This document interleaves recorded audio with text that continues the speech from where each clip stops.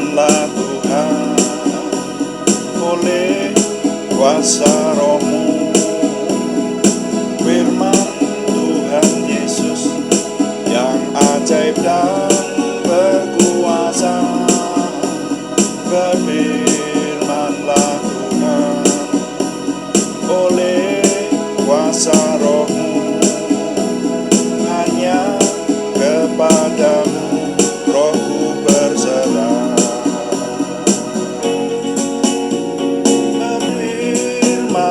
Berfirmanlah Tuhan, Roh Kudus urapi hamba-Mu.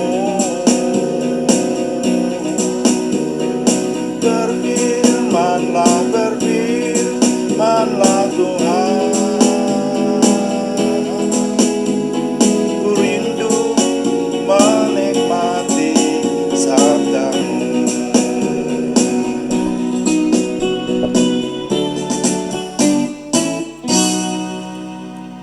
Bapa, kami mengucap syukur untuk doa malam hari ini. Kami menyerahkan dalam pimpinan Tuhan semuanya untuk kemuliaan nama Tuhan dan menjadi berkat buat kami. Dalam nama Tuhan Yesus Kristus kami berdoa. Amin. Selamat malam Bapak Ibu Saudara sekalian yang sudah bersama dengan kita di sini dalam doa malam hari ini. Doa malam melalui online ini diadakan secara iman Kristiani dengan dasar keyakinan kepada Tuhan Yesus Kristus, Yeshua HaMasyiah, Juru Selamat dunia, Imam Besar Agung kami. Dan firman Tuhan yang didokumentasikan dalam kitab suci Perjanjian Lama serta Perjanjian Baru menjadi pegangan kami, menjadi pegangan kita sekalian.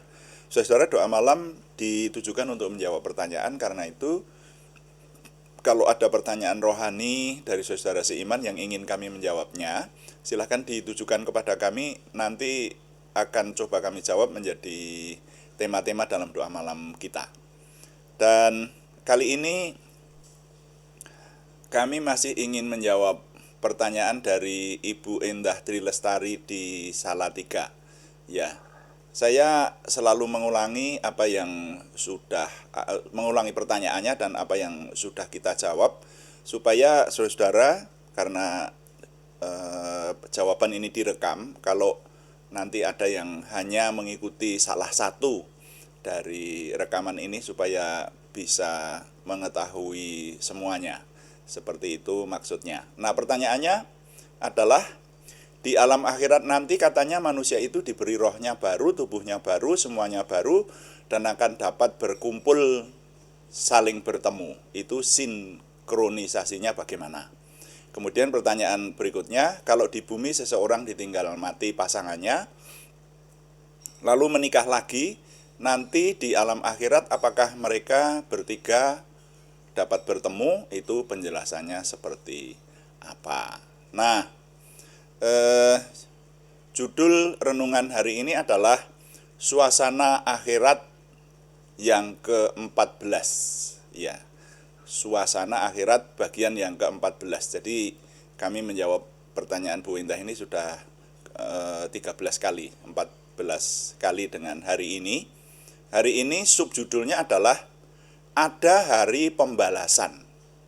Nah, jadi kita akan renungkan ada hari pembalasan.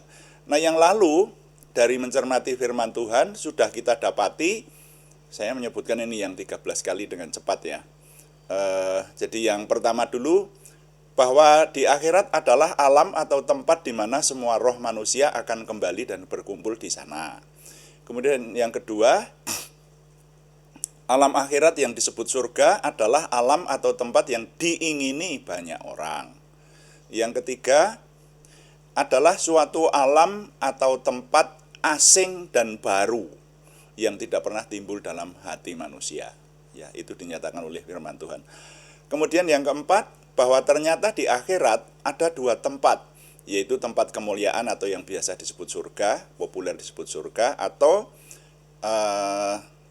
ada juga yang nyebut nirwana, itu ya, di keyakinan lain disebut nirwana. Kemudian ada tempat yang kedua, yaitu tempat hukuman kekal, yang biasanya populer disebut neraka. Itu yang keempat. Kemudian yang kelima, kita jumpai bahwa surga dijelaskan adalah tempat kesukacitaan atau tempat kebahagiaan. Makanya banyak orang ingin ke sana. Kekal gitu ya, kesukacitaan dan kebahagiaan kekal. Lalu yang keenam, pada zaman akhir di akhirat orang-orang benar akan dibangkitkan dengan tubuh yang baru. Lalu yang ketujuh, di alam akhirat tidak ada perkawinan. Jadi orang tidak kawin dan tidak dikawinkan. Itu yang kita dapati dari firman Tuhan. Lalu yang kedelapan, kita dapati dari pengajaran Tuhan Yesus bahwa di alam akhirat manusia masih tetap saling mengenal. Ya, itu yang kedelapan. Yang kesembilan, di alam akhirat nanti orang tidak dapat berpindah tempat antara surga, neraka, dan dunia. Yang di surga ya di surga terus, yang di neraka ya neraka terus, tidak bisa saling berpindah. Bahkan yang sudah di akhirat tidak bisa kembali ke dunia dan sebaliknya. Nah, seperti itu. Kemudian yang ke-10, kita dapati dari firman Tuhan bahwa di kerajaan surga ada upah besar. Disebutkan dengan jelas, upahmu besar di surga. Dengan demikian dimungkinkan ya ada upah kecil, kan begitu. Kalau ada upah besar, upahnya tidak sama, seperti itu. Lalu yang ke-11, berikutnya kita dapati sesuai yang dijelaskan firman Tuhan, di kerajaan surga nanti ada yang disebut terbesar, ya. Ada pribadi yang disebut terbesar dan ada yang disebut paling kecil. Nah, ini dimungkinkan bukan besar kecilnya tubuh, tetapi kemungkinan adalah masalah kedudukan atau posisi. Kemudian yang ke-12, pengamatan kita menemukan bahwa di kerajaan surga itu kegiatan yang jelas disebutkan ada di sana adalah menyembah Tuhan. Dan kemungkinan ini adalah kegiatan utama, saudara ya. Jadi kegiatan utamanya orang-orang di surga itu mengerjakan apa gitu loh. Nah, itu yang sudah disebutkan menyembah Tuhan, sudah pasti. Nah, kemudian yang terakhir, yang ke-13 kemarin, kita dapati bahwa kemungkinan besar di kerajaan surga besok ada makanan. Itu berdasarkan penafsiran karena Tuhan Yesus setelah bangkit dari kematian dengan tubuh yang baru, ternyata Tuhan Yesus mengkonsumsi makanan, yaitu sepotong ikan goreng yang kemarin sudah kita cermati bersama itu ya.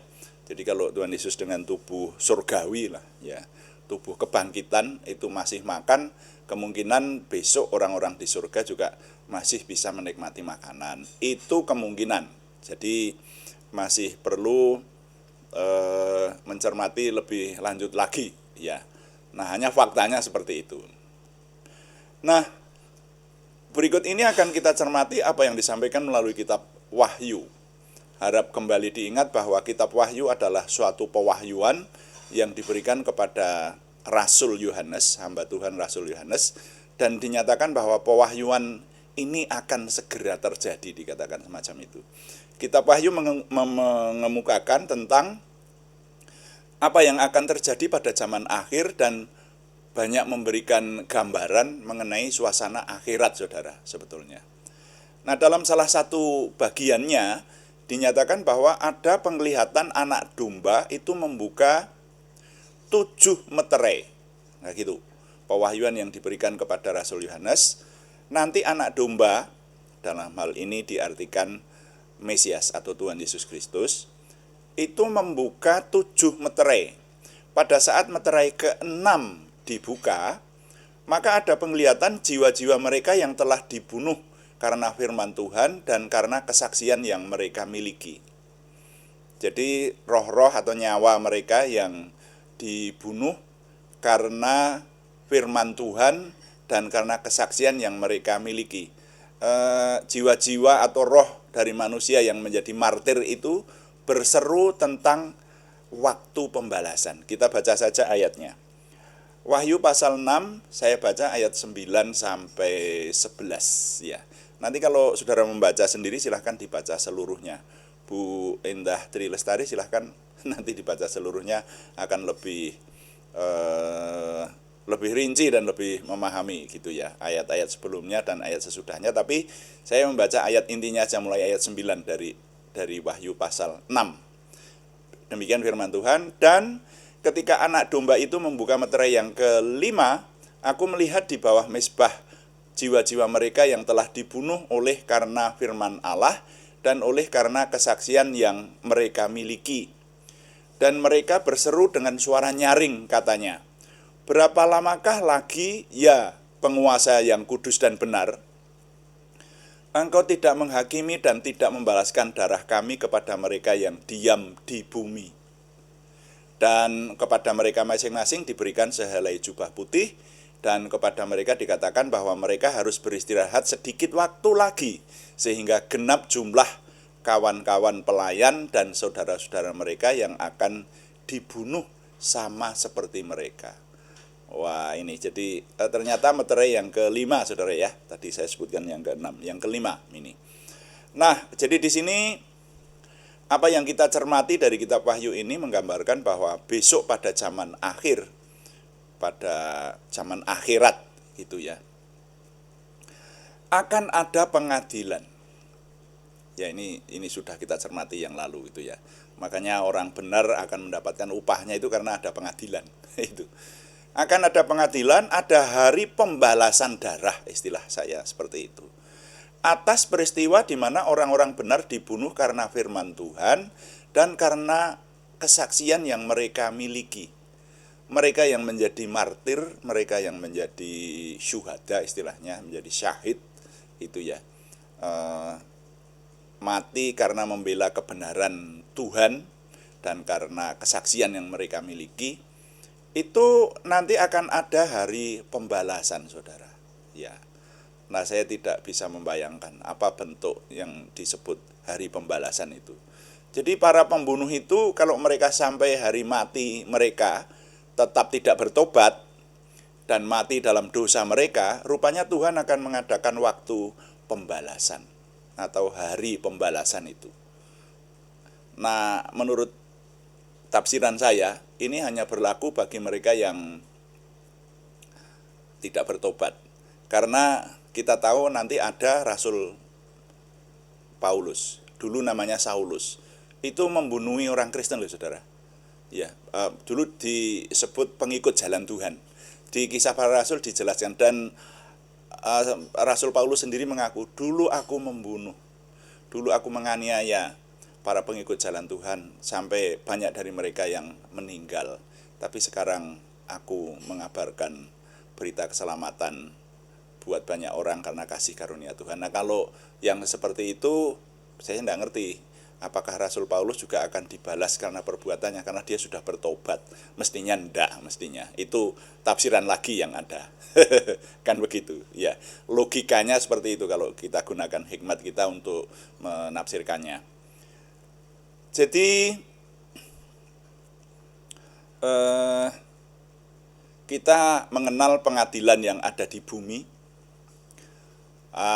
Pengadilan yang ada di bumi itu dapat dibelak-belokkan dari kebenaran, diwarnai dengan kasus suap dan sebagainya, sehingga banyak terjadi pengadilan yang benar-benar tidak adil. Tidak usah jauh-jauh, ini hari-hari ini saja sedang terjadi protes keras karena keputusan pengadilan yang dinilai tidak adil atau tidak berjalan dalam kebenaran. Nah, seperti itu.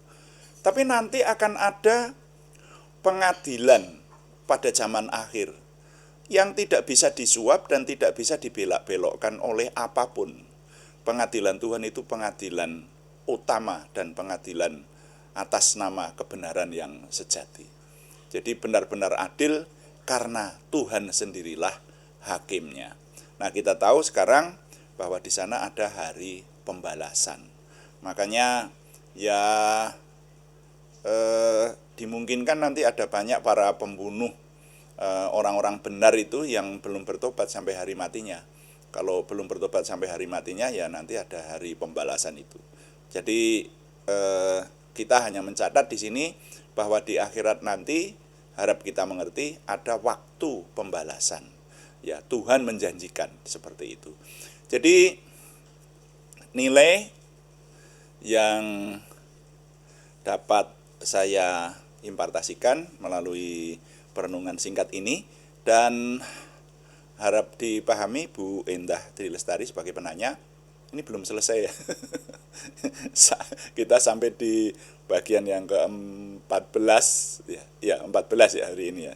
Ini belum selesai, masih ada sedikit lagi ya. Jadi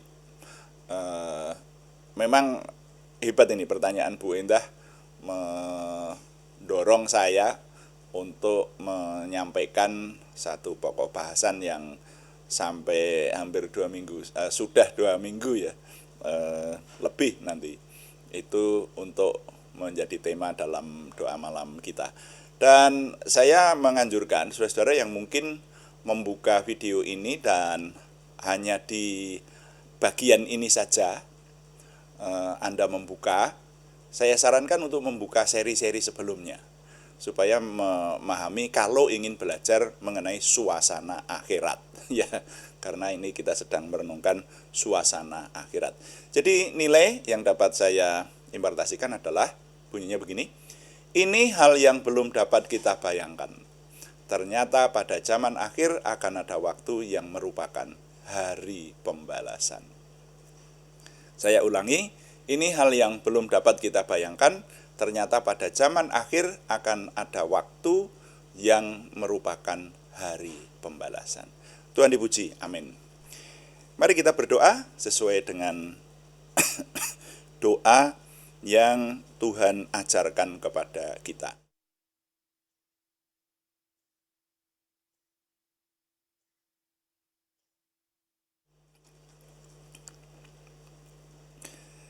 Bapa kami yang di surga, dikuduskanlah namamu, datanglah kerajaanmu, jadilah kehendakmu, di bumi seperti di surga. Berikanlah kami pada hari ini makanan kami yang secukupnya, dan ampunilah kami akan kesalahan kami, seperti kami juga mengampuni orang yang bersalah kepada kami. Dan janganlah membawa kami ke dalam pencobaan, tetapi lepaskanlah kami daripada yang jahat, karena Engkaulah yang empunya kerajaan dan kuasa dan kemuliaan sampai selama-lamanya. Dalam nama Tuhan Yesus Kristus kami berdoa. Amin. Demikian doa malam hari ini, dan kami selalu mengingatkan bahwa doa malam dilaksanakan setiap hari Senin sampai Sabtu setiap jam 6 malam atau jam 18 waktu Indonesia Barat. Temanya menjawab pertanyaan. Ada juga doa pagi yang diadakan setiap hari pada hari-hari yang sama, yaitu diadakan setiap jam 5 pagi, hanya temanya berbeda. Yang doa pagi mencerna seluruh isi Alkitab, saudara ya. Sudah banyak yang mengikuti dan setia mengikuti, terima kasih. Kita diberkati bersama dengan lebih mengenal Tuhan lagi. Nah, terima kasih kepada semua yang sudah mendukung. Kami tetap mengharapkan dukungan Anda, setidaknya dukungan doa. Terima kasih. Yang belum berikan subscribe, berkenan memberikan subscribe, like, komen, dan share, bagikan kepada teman-teman lain sehingga lebih banyak lagi yang diberkati bersama dengan kita. Selamat malam, Tuhan memberkati, amin.